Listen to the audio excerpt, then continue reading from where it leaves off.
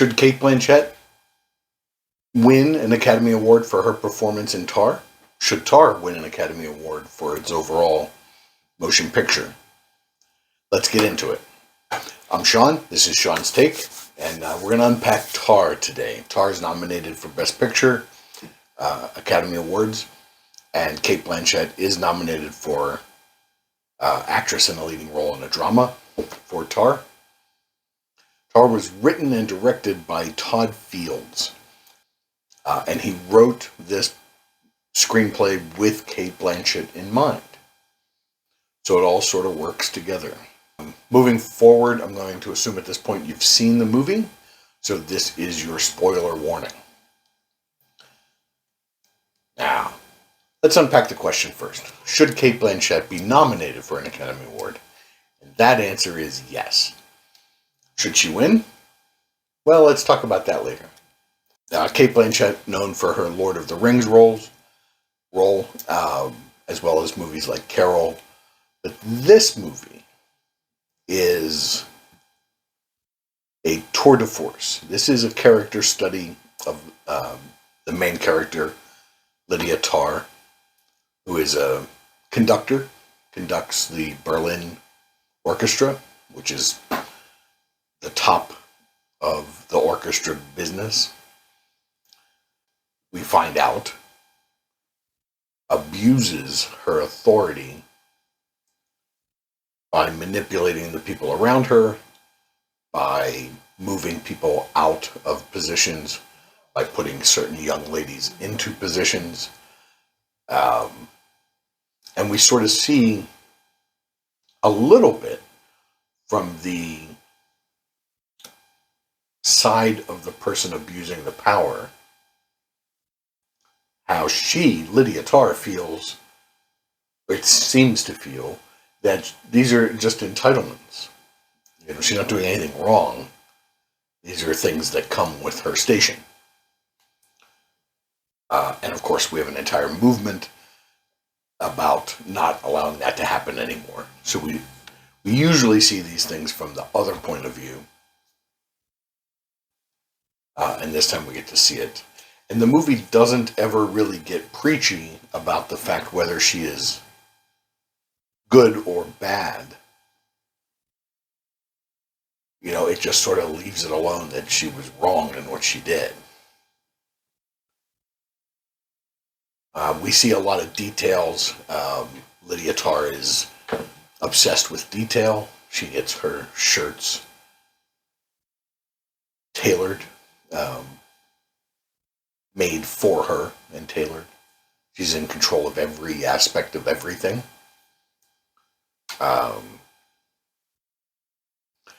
So some of the things that people have missed, the cinematographer's name is Florian Hofmeister. Florian Hofmeister. He does a really good job. And not only is it pretty picture after pretty picture, which is what we all assume cinematography is, but he aids in the storytelling of this story by when Lydia Tarr's life is the way Lydia Tarr wants it, everything is sort of at right angles, neatly compartmentalized and rigid. And then as her life begins to crumble, we get softer edges, not quite as harsh angles, and everything sort of smooths out. And then, right at the end, you know, after Lydia Tarr's life's been destroyed, apparently the only job she can get is conducting a live orchestra that is playing in front of a movie of the game Monster Hunter for an audience of people that are cosplaying the Monster Hunter game. So that's about as far down the ladder of orchestra conducting as you can fall. Yet, when we're transitioning to see that that's what Lydia Tarr is doing, there is the scene of the boat driving, moving down the canal, and it's a very stark picture, a very organized picture, almost as if to let us know that at this orchestra, Lydia is going to begin putting her life back together. So right from the beginning in this movie, right from the beginning of Tar, you see the last credit that you normally see. So and not a lot of people are talking about this, but we sit through all of the credits before the movie even starts. So it's not even like the old days when there were more credits at the beginning to tell us who did the costumes and who was the executive producer and who were, these things. You see everybody that worked on this movie before we see the beginning of the pictures to make the movie. Todd Fields and Florian Hofmeister really did a good job in piecing this movie together. And the editor did a great job too. Don't have their name handy right now, sorry. So let's unpack Tar a little bit. So Tar is the story of a conductor. And an orchestra is a unique place to tell a story about a power dynamic because the conductors are, in fact, the top of the hierarchy of the orchestra. So the nature of the job puts people in a position of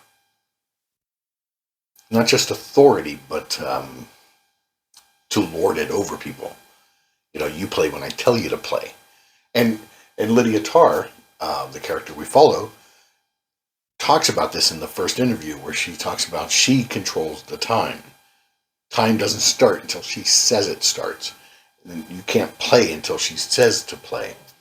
And she's not mean about it. It's just, she just understands that that's who she is.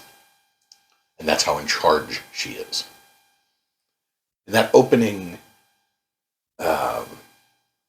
interview tells us a lot about Lydia Tarr. I'm not going to go beat by beat through the movie because the movie is not only worth watching, it's worth watching more than once. Because the first time I saw it, I did miss the fact that we were being shown Krista Taylor, through the first few scenes. She's there. She's the redhead. And it's quite obvious when you notice her that she's there. And of course, Krista Taylor is the catalyst from which that we tell the story. So it's important that you know she was there. There is a fantastic scene. There is a fantastic scene that is worth watching this movie just to see the scene where Lydia Tarr is teaching a master class at Juilliard. And the scene's something like 14 minutes of uncut, unedited shot. The camera just follows Lydia Tarr. And they do some great things in the blocking of the scene where the student that feels they're smarter than everybody is above Tar at one point, visually in the scene. And then Tar works to equal, and then by the end she is standing, looming in the foreground of the picture with the student very small in the background of the picture. And Lydia Tarr says she says a lot of things that are worth listening to, but two things that I have adopted that I'll say for the rest of my life. One of my favorite Tarr quotes, she says to the student, "Don't be in a hurry to be offended." And I think that's really good advice for absolutely everybody. Don't be in a hurry to be offended. And then she does say, without getting into the details of the lesson or argument, however you want to put it, she does say to him that if he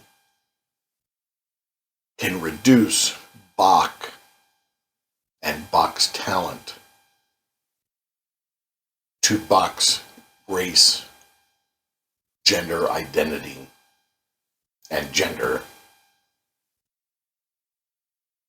why can't yours? Why should we judge your art on its merit, but you won't judge Bach's? There's a good, powerful argument there. But Todd Fields has said in interviews that Lydia Tarr lost this argument. And I found that very interesting until I thought about it, because he said that. And the answer is she did lose, because, if you care to understand these things, she went too far. And she angered the person she was arguing with to the point where he left. He cursed at her and stormed out. Yeah. You made good points, but you didn't win the argument. So the overall style of this movie is it borders on documentary with highlights of a fever dream, if that makes any sense. People are wondering whether Lydia Tarr is a real person. And she's not. She's fictitious. She could be every person in a position of power that abused it and is now caught and being held accountable. And we don't see a lot of that. We know that it's happening. And that's one of the things I like about the way Todd wrote this, is that he trusts us as audiences to pay attention. And that's such a refreshing thing.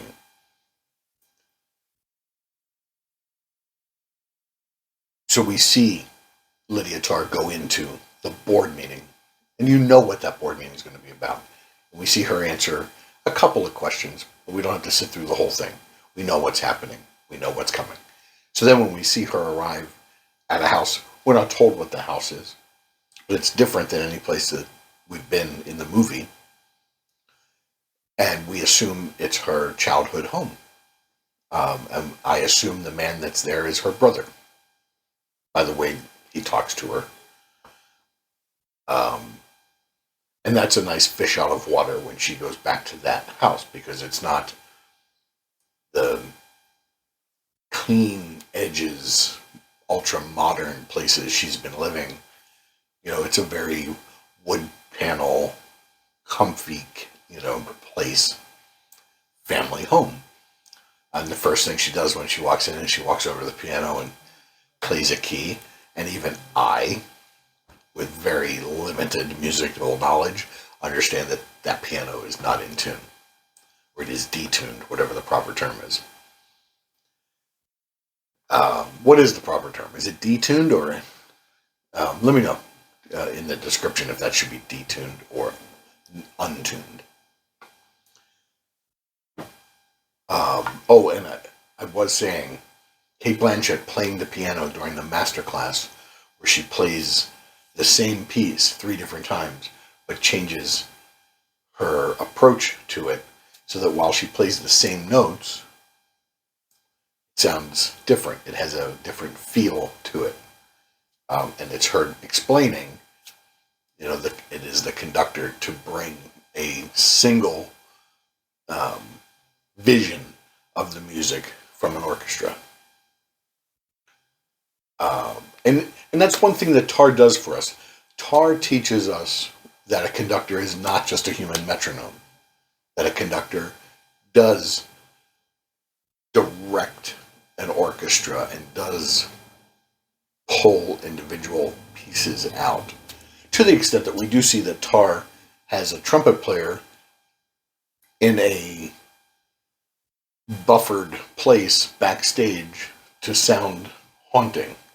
So that musician doesn't even get to play on stage with the rest of the orchestra, because Lydia Tarr says so. But when we see Tarr conducting, and it's the one time we see her feeling anything. It's through the music. So, should Cate Blanchett win the Oscar? I think she should. I will be covering most of the nominees for the Oscar. And Michelle Yeoh, I think, is wonderful in Everything Everywhere All at Once. But I think Cate Blanchett gets her just a little. What do you think? So I am going to be churning out these videos about the Oscars. Let me know in the comments which movies you think are worthy of the award that are nominated. There's 10. Hey, and if you like this video, give me a thumbs up. And if you want to hear how I cover all of these, go ahead and hit the bell so you're notified when the new videos come out. So we're going to do a couple of things as we cover all of these. And the cinematography of this movie, Tar, and the cinematography of the Banshees of Inisherin have motivated me to do a What is Cinematography series. I think Tar could win Best Picture, although there's a couple of Best Picture nominees I have not yet seen. So at this point, I have not yet seen All Quiet on the Western Front or Elvis. So we'll see. So far, out of the nominees that I have seen, Tar, Everything Everywhere All at Once, Triangle of Sadness, Tar is the front runner. What do you think? Should we have a live Oscar party? Let me know. All right, so until next time, let me know what you think of these movies and the nominees. The more you know. I'm Sean. This is Sean Stink.